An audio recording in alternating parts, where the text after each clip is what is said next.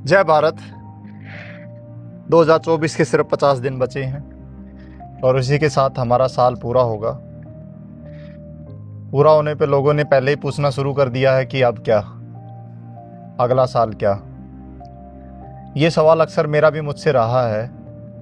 जब से होश संभाला है हमेशा मंजिल की तलाश में दौड़ते ही रहे हैं कि एक समय आएगा, एक मंजिल आएगी जिस पे पहुंच के हम शायद जीवन को कहेंगे कि हाँ, अब हमने पा लिया।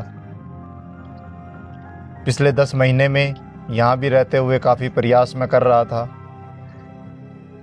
लेकिन मुझे एक अनुभव हुआ पिछले कुछ टाइम में, जिसमें मैंने पाया कि जिस मंजिल की हमें तलाश रहती है कि जहाँ मंजिल मिल जाएगी और हम आराम से बैठ के जीवन को जो हमने सोचा हुआ वैसे जी पाएंगे, वैसी कोई मंजिल होती नहीं मेरे लिए।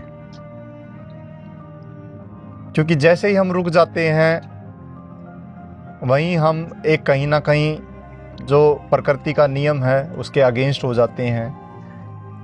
चारों तरफ अगर आप देखेंगे प्रकृति का विस्तार है, हमारी धरती का, जीव जंतुओं का, वनस्पति का, मनुष्य का। जब से ये शुरुआत हुई है एक एवोल्यूशन चलता आ रहा है,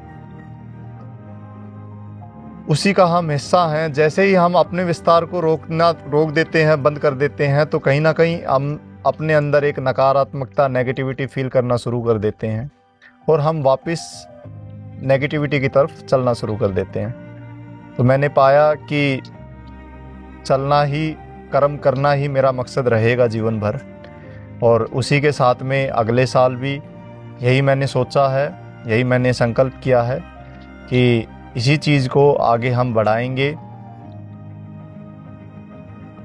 कल जो हमने कहीं ना कहीं जो मेहनत करी थी, ट्रेनिंग करी थी जो भूतकाल में, वो हमारे वर्तमान में काम आती है कि आज हम अच्छे से ट्रेनिंग कर पाएँ। आज की करी हुई हमारी मेहनत और ट्रेनिंग और प्रयास हमारे भविष्य में जो हम मेहनत करेंगे उसमें कहीं ना कहीं वो काम आएगा।